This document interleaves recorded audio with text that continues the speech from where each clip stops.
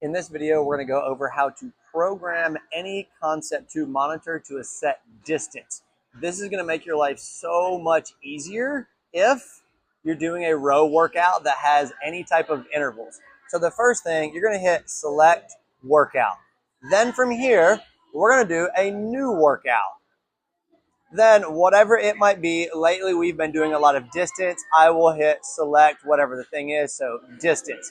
Then this is a very simple interface. You have all of your digits, whichever one is flashing is the one you're going to change.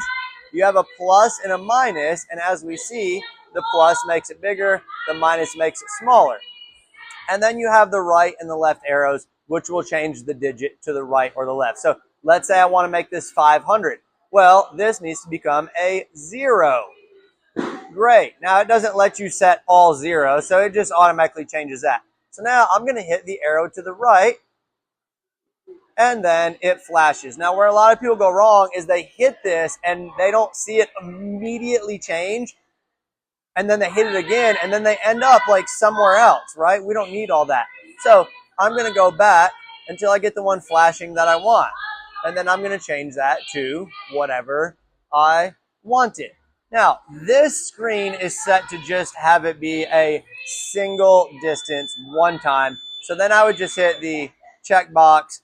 There's my 500 meters. Now, let's go back and let's say I want to do intervals. I'm going to go select workout. I'm going to do new workout. And now, instead of single distance, I'm going to do intervals.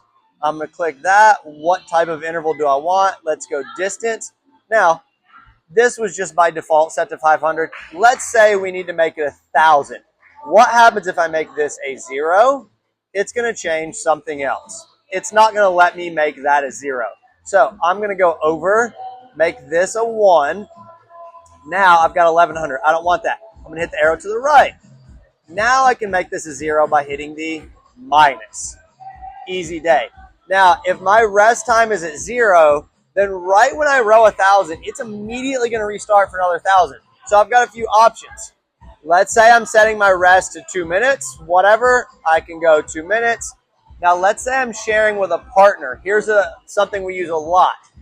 Instead of setting a rest time, I want to highlight those words. So check this out. See how that is now flashing?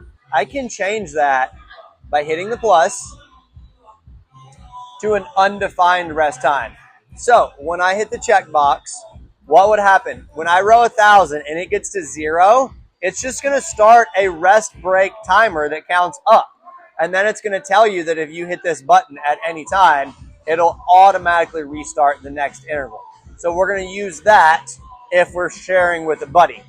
Now, if you've set your workout, then after you do it, you can go into the memory and you can go list by date. You can select the most recent one if you just rode, and then you can view the details of that. And you can see how far you went, your average 500, your average stroke rate. You could even cycle through your units and see what your calories were, how many total calories you got. So guys, use this next time you're in class doing a row workout. Again, select workout, new workout, intervals, and then distance or time, whatever you need, and then go through that.